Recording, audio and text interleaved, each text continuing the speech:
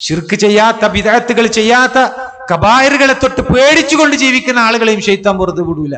നാലാമത്തെ കെണിയിലേക്ക് കടക്കും. സഗായിറുകൾ ചെയ്യാൻ വേണ്ടിയിട്ട് അവനെ പ്രേരിപ്പിക്കുമെന്ന്. ചെറുപാപങ്ങൾ എന്ന് പറഞ്ഞു കഴിഞ്ഞാൽ എന്താ?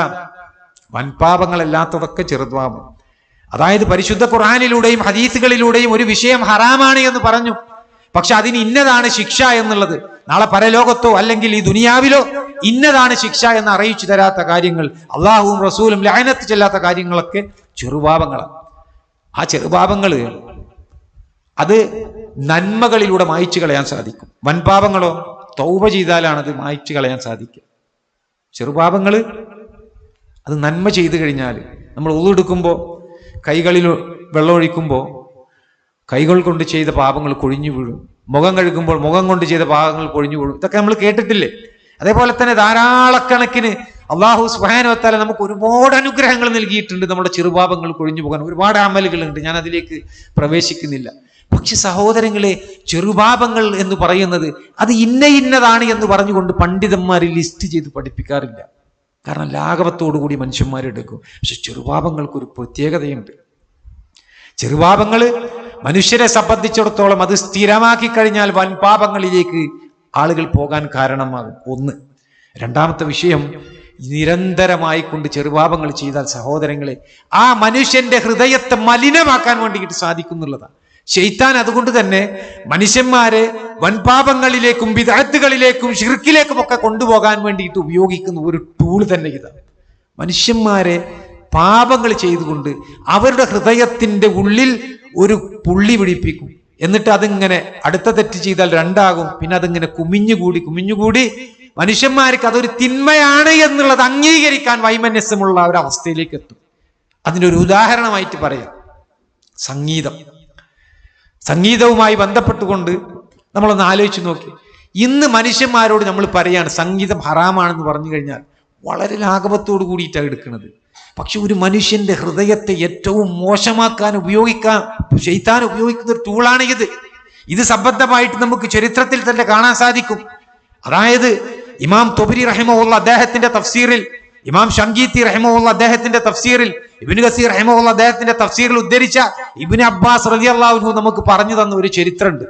നമുക്കത് കാണാം. എങ്ങനെ അല്ലാഹു സുബ്ഹാനഹു വ തആല പരിശുദ്ധ ഖുർആനിലെ സൂറത്ത് അഹ്സാബിലെ 33-ാമത്തെ ആയത്തിലൂടെ സ്ത്രീകളോട് പറയാ, ഖർന ഫീ ബുയൂതികുന്ന വലാ തബറജ്ന തബറുജൽ ജാഹിലിയത്തിൽ ഊലാ, നിങ്ങൾ നിങ്ങളുടെ വീടുകളിൽ അടങ്ങി കഴിയണം. പഴയ അജ്ഞാന കാലത്തെ സൗന്ദര്യ പ്രകടനം പോലുള്ള സൗന്ദര്യ പ്രകടനം നിങ്ങൾ നടത്തരുത് എന്ന് അല്ലാഹു സുബ്ഹാനഹു വ തആല പറയുന്നുണ്ട്. ഇവിടെ ആ പഴയ അജ്ഞാന കാലത്തെ സൗന്ദര്യ പ്രകടനം നിങ്ങൾ നടത്തരുത് എന്ന് അല്ലാഹു സുബ്ഹാനഹു വ തആല പറഞ്ഞപ്പോ അവിടെ ഉപയോഗിച്ച പദം ജാഹിലിയത്തിൽ ഊല എന്ന ഒന്നാമത്തെ ജാഹിലിയത്ത്. അതേതാ കാലഘട്ടം? അത് നബി സല്ലല്ലാഹു അലൈഹി വസല്ലമയുടെ തൊട്ടു മുമ്പുള്ള ജാഹിലിയത്ത് ആയിരുന്നു എന്നും അതല്ല ആദം നബി അലൈഹി സ്വലാമക്ക് ശേഷമുണ്ടായിരുന്ന ആ കാലഘട്ടത്തിലുള്ള ജാഹിലിയത്താണ് എന്നൊക്കെയുള്ള ചർച്ചയുണ്ട്. ഇബ്നു അബ്ബാസ് റളിയല്ലാഹു അൻഹു പറയണത് അത് ആദം നബി അലൈഹി സ്വലാമക്ക് കാലശേഷം ഉണ്ടായ ജാഹിലിയത്താണ്. അന്ന് ആ നാട്ടിലുള്ള സ്ത്രീകൾ അവർ നടത്തിയ സൗന്ദര്യ പ്രകടനത്തെ കുറിച്ചാണ് അല്ലാഹു സുബ്ഹാനഹു വ തആല ഇവിടെ എടുത്തു പറയുന്നത് എന്ന്. സഹോദരങ്ങളെ, ആ കഥ നമ്മളൊന്ന് മനസ്സിലാക്കണം. എന്നിട്ട് ഇതിന്റെ ഗൗരവം നമ്മൾ തിരിച്ചറിയണം.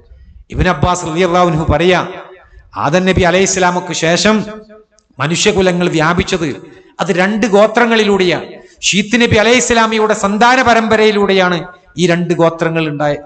ഒരു ഗോത്രം ഒരു ഉയർന്ന സ്ഥലത്ത് അവർ താമസിക്കുന്നത്, ഒരു ഉയർന്ന പ്രതലത്തിലാണ്. നമുക്ക് വേണമെങ്കിൽ മലക്ക് മുകളിൽ എന്നൊക്കെ പറയാം. രണ്ടാമത്തെ ഒരു വിഭാഗം അവർ താഴ്ന്ന പ്രതലത്തിലാണ് താമസിക്കുന്നത്, താഴ്ന്ന പ്രദേശത്താണ്. ഈ 2 പ്രദേശങ്ങളും തമ്മിൽ കണ്ടുമുട്ടിയിരുന്നില്ല. എന്താ 2 പ്രദേശങ്ങളുടെയും പ്രത്യേകതകൾ? ഒന്നാമത്തെ വിഭാഗം അല്ലെങ്കിൽ ഉയർന്ന പ്രദേശത്ത് താമസിക്കുന്ന ആളുകൾ, അവരിൽപ്പെട്ട പുരുഷന്മാർ നല്ല വെളുത്ത പുരുഷന്മാരായിരുന്നു. അവരിലുള്ള സ്ത്രീകൾ ഇരുനിറമുള്ള സ്ത്രീകളായിരുന്നു.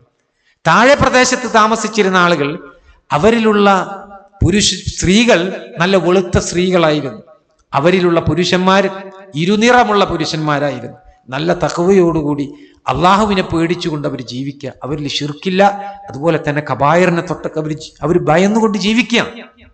ആ താഴ്ന്ന പ്രദേശത്ത് ജീവിക്കുന്ന ആളുകളുടെ ഇടയിലേക്ക് പിശാച് ഒരു കുട്ടിയുടെ വേഷത്തിൽ കടന്നു വരാം, ശൈത്താൻ. എന്നിട്ട് ആ കുട്ടിയുടെ വേഷത്തിൽ കടന്നു വന്ന് ഒരു വീട്ടിൽ വന്നുകൊണ്ട് ഒരു ജോലി ചോദിക്കുക. എനിക്കൊരു ജോലി വേണം, നിങ്ങൾ ഒരു ജോലി തന്ന് സഹായിക്കണം. അങ്ങനെ ഒരു ജോലി കൊടുത്തു അവർ. ഈ ജോലി ആ വീട്ടിൽ നിന്നുകൊണ്ട് ചെയ്യുന്നതിന് ഇടയിൽ ഈ കുട്ടി ചെയ്ത പണി എന്താ? ആ കുട്ടി ഒരു കുഴലെടുത്തുകൊണ്ട് അതിങ്ങനെ ഊതി അതിലൂടെ വാദ്യോപകരണങ്ങളിൽ നിന്ന് വരുന്ന ഒരു വളരെ ആസ്വാദനമുള്ള ഒരു ശബ്ദം പുറപ്പെടുവിക്കുക. അത് ആട്ടിടയന്മാരുടെ കയ്യിലൊക്കെ ഉണ്ടാകുന്ന രൂപത്തിലുള്ള ഒരു കുഴൽ. അതാദ്യമായിട്ടാണ് ആ വീട്ടുകാരൻ കേൾക്കുന്നത്. നല്ല കേൾക്കാൻ നല്ല ഇമ്പമുണ്ട്. ലോക ചരിത്രത്തിൽ ആദ്യമായിട്ട് മ്യൂസിക്കൽ ഇൻസ്ട്രുമെന്റ് അത് ഉപയോഗിച്ചത് അത് ശൈത്താനാണ് എന്ന്.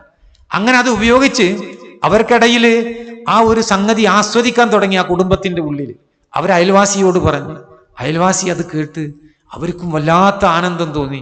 അവർ മറ്റാളുകളോട് പറഞ്ഞ്, അങ്ങനെ കൂടുതൽ കൂടുതൽ ആളുകളോട് പറഞ്ഞ് ഇവരെല്ലാവരും ഈ വീട്ടിലേക്ക് ഒഴുകി വന്നുകൊണ്ട് ആ കുട്ടിയുടെ ആ കുഴലൂത്ത് കേൾക്കാൻ വേണ്ടിയിട്ട് അവർ താല്പര്യം കാണിച്ചു.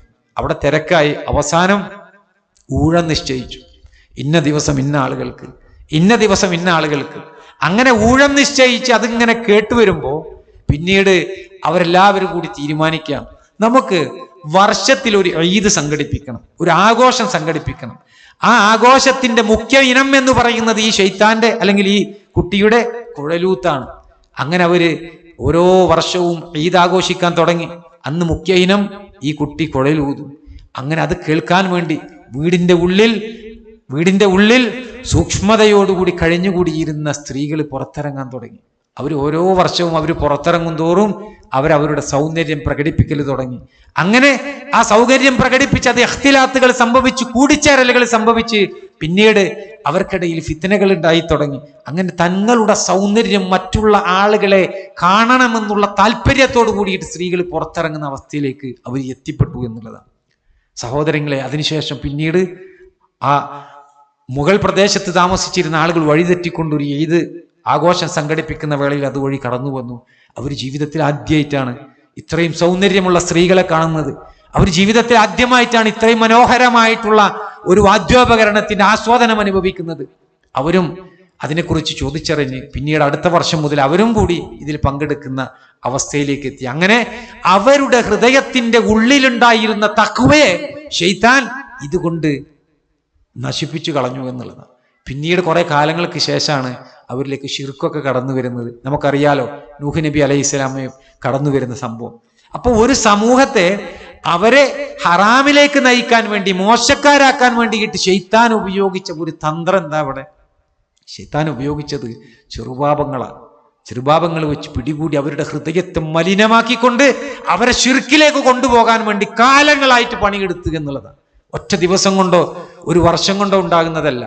ഒരുപാട് പ്ലാനിങ്ങുകൾ ചെയ്തിട്ടാണ്. ഈ ചരിത്രം ഉദ്ധരിച്ചിട്ട് ഇമാം തൊബരി റഹിമഹുള്ള പറയണത്, ഇബ്നു അബ്ബാസ് റളിയല്ലാഹു അൻഹു വിശദീകരിച്ച് ഈ ചരിത്രം പറഞ്ഞിട്ട് പറയണത്, സത്യത്തോട് അത്ര വിദൂരമല്ലാത്ത ഒരു ചരിത്രമാണ് ഇത് എന്ന്.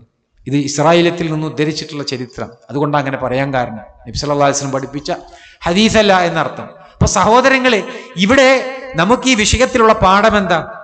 നമ്മളെ സംബന്ധിച്ചിടത്തോളം ചെറുപാപങ്ങളായിട്ട് നമ്മൾ കാണുന്ന പലതും നമ്മളുടെ ഹൃദയത്തെ മലിനമാക്കാൻ വേണ്ടി, പരലോകത്തെ മറപ്പിച്ചു കളയാൻ വേണ്ടിയിട്ട് പ്രേരിപ്പിക്കുന്നതാണ്.